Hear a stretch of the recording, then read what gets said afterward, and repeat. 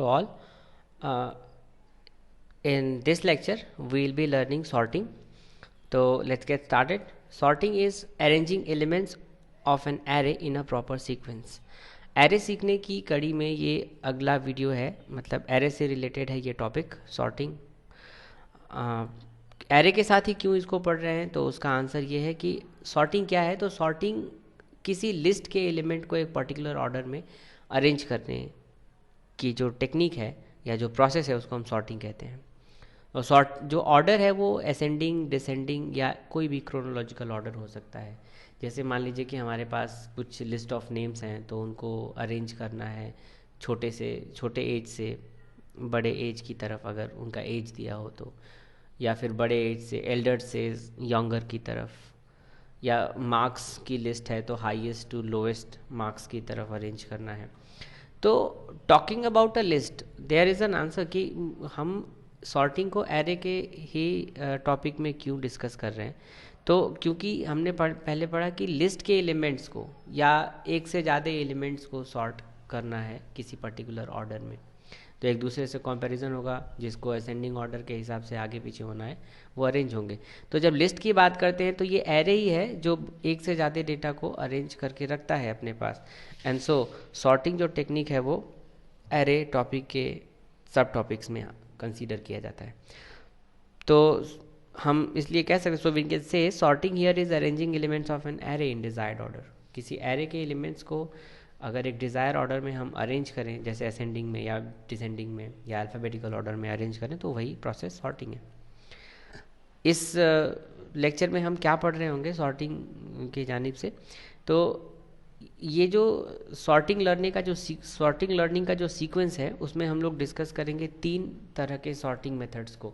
वैसे जो data structures के जो सीखने वाले स्टूडेंट्स होंगे उनको 6-7 डिफरेंट तरह की सॉर्टिंग टेक्निक्स के बारे में पढ़ना पड़ेगा. लेकिन ये जो 3 बेसिक मेथड्स हैं, bubble sort, selection sort, insertion sort, ये सभी को जानने की ज़रूरत होती है. कभी कभार एग्ज़ाम में प्रोग्राम वगैरह इन्हीं 3 मैक्सिमम टॉपिक से रिलेटेड पूछे जाते हैं. तो हम इस लेक्चर वीडियो में बबल शॉर्ट को सीख रहे होंगे. बबल शॉर्ट क्या है, let's get started. Bubble short is a technique जिसमें हम एक एलिमेंट को उसके अगले एलिमेंट से कंपेयर करते हैं और इसी तरह कंपैरिजन लिस्ट के आखिरी तक चलता रहता है. तो एक एलिमेंट से अगले एलिमेंट तक का कंपैरिजन मतलब, जैसे अगर एरे है तो उसके इंडेक्स 0 एलिमेंट को इंडेक्स 1 एलिमेंट से कंपेयर किया जाएगा, 1 एलिमेंट को 2 एलिमेंट से कंपेयर किया जाएगा, इंडेक्स नंबर 2 को इंडेक्स नंबर 3 वाले एलिमेंट से कंपेयर किया जाएगा. और अगर ऐसा लगता है इफ़ कंपेयर्ड एलिमेंट्स, अगर जैसे इंडेक्स 0 के एलिमेंट्स को इंडेक्स 1 के एलिमेंट को कंपेयर किया जा रहा है, अगर ऐसा लगता है कि हम असेंडिंग ऑर्डर में अरेंज कर रहे हैं, पहला एलिमेंट बड़ा है दूसरा छोटा है, जबकि होना चाहिए दूसरा एलिमेंट को आगे और पहले एलिमेंट को पीछे, तो ऐसे केस में क्या होगा कि जो एलिमेंट्स कंपेयर हो रहे हैं वो स्वैप हो जाएंगे एक दूसरे से. मतलब जो छोटा एलिमेंट है वो आगे आ जाएगा और बड़ा एलिमेंट पीछे चला जाएगा. हर कंपैरिजन में ऐसा ही होगा. और इस तरह जब हम एक पूरा कंपैरिजन करके जाएंगे लिस्ट के आखिरी तक, तो जो सबसे बड़ा वाला एलिमेंट होगा, talking about ascending order specially, तो जो सबसे बड़ा एलिमेंट होगा वो सबसे लास्ट में अरेंज हो जाएगा. या हम यूँ कह सकते हैं कि बबल शॉर्ट के एक पास में जो सबसे लास्ट पोजीशन पे रहने वाला एलिमेंट होगा वो सबसे लास्ट पोजीशन पे अरेंज हो जाएगा. तो अगर हमारे पास कुल इस तरह से सेकेंड इटरेशन में सेकेंड लास्ट पोजीशन ऑक्यूपाई हो जाएगा, थर्ड इटरेशन में थर्ड लास्ट, और इस तरह अगर हमारे पास n इटरेशन की ज़रूरत होगी अगर n एलिमेंट्स हैं सॉर्टिंग करने के लिए. तो यहाँ पे ये एग्जांपल है कि अगर हमारे पास 1 3 2 6 7 4 ये लिस्ट है एलिमेंट्स की, तो पहला दूसरे से कंपेयर हो रहा है और हम देख रहे हैं कि 1 और 3 को स्वैप होने की ज़रूरत नहीं है, 1 ऑलरेडी छोटा है 3 से. तो फिर नेक्स्ट गो में क्या होगा, दूसरे तीसरे के साथ कंपैरिजन होगा, मतलब दूसरा पोजीशन तीसरे पोजीशन से. तो इसमें क्या होगा, 2 आगे और 3 पीछे आ जाएगा. आप देखिए 2 आगे और 3 पीछे हो गया.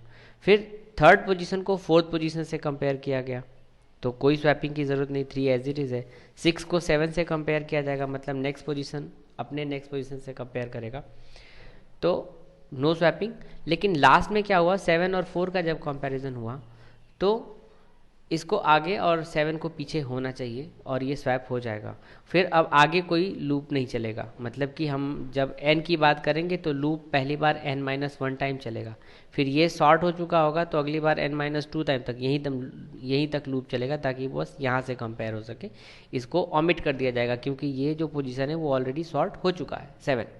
तो एक बार इस तरह से पास 1 कंप्लीट हुआ, पूरा एक बार कंपैरिजन खत्म हुआ पूरे लिस्ट में, तो pass 1 completed and 1 element gets sorted. तो इसी एग्जाम्पल को हम एक कंप्लीट बबल शॉर्ट मैकेनिज्म को समझने के लिए इस्तेमाल कर रहे हैं। हमने देखा इस एग्जाम्पल में कि इस लिस्ट में 7 है लास्ट पोजीशन ऑलरेडी सॉर्ट हो चुका है। तो अब जब हम कंपेयर करेंगे तो 7 को छोड़ देंगे, सिर्फ यहाँ तक कंपेयर करेंगे, मतलब लूप सिर्फ यहाँ तक जाएगा ताकि वो यहाँ कंपेयर कर सके। इसको कंपेयर करके भी कोई बेनिफिट नहीं, ये ऑलरेडी सॉर्टेड है। तो पहला, और हर बार जो इटरेशन स्टार्ट होगा उसमें इंडेक्स 0 से ही कंपैरिजन स्टार्ट होगा। तो आपने देखा 2 से 3 में कोई कंपैरिजन नहीं, स्वैपिंग नहीं हुई, 3 से 6 में भी कोई स्वैपिंग नहीं हुई, लेकिन 6 से 4 में एक स्वैपिंग होगी और 6 पीछे और 4 आगे आ जाएगा। इस तरह से पास 2 कंप्लीट हुआ और 2 एलिमेंट सॉर्टेड अरेंज हो गए। फिर नेक्स्ट इटरेशन स्टार्ट हुआ। आप देख रहे हैं कि लिस्ट ऑलरेडी सॉर्टेड है, लेकिन क्योंकि लूप लगा दिया गया है और जब तक ये लूप ख़त्म नहीं होता तब तक कंपैरिजन चलता रहेगा। कंपैरिजन का रिजल्ट फॉल्स होगा क्योंकि लिस्ट ऑलरेडी सॉर्टेड होगा, फिर भी लूप चलता रहेगा। ये हम कह सकते हैं कि वर्स्ट केस कॉम्प्लेक्सिटी से अपने प्रोग्रामिंग टेक्निक में हम इसको इम्प्लीमेंट कर सकते हैं कि जब लिस्ट ऑलरेडी सॉर्टेड हो तो हो सकता है कि लूप ना चले। बहरहाल हमें ये समझना है कि अगर हमारे पास n एलिमेंट्स हैं तो n-1 कंपैरिजन चलेंगे, n-1 टाइम इटरेशन होगा। और हर बार क्या होगा, एक पास होने के बाद एक कंपैरिजन कम हो जाएगा क्योंकि एक एलिमेंट सॉर्ट हो चुका होगा। पिछली बार आपने देखा 5 कंपैरिजन थे, इस बार 4 कंपैरिजन में।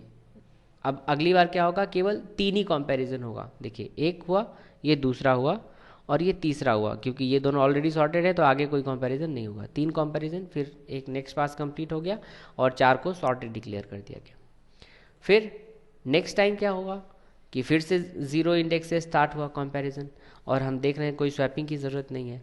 तो अब पिछली बार 3 कंपैरिजन हुए थे, इस बार 2 ही कंपैरिजन, और क्योंकि ये तीनों तो सॉर्टेड हैं अब इस बार 3 को भी सॉर्टेड डिक्लेयर कर दिया गया। पास 4 कंप्लीटेड और 4 एलिमेंट सॉर्टेड हो गए।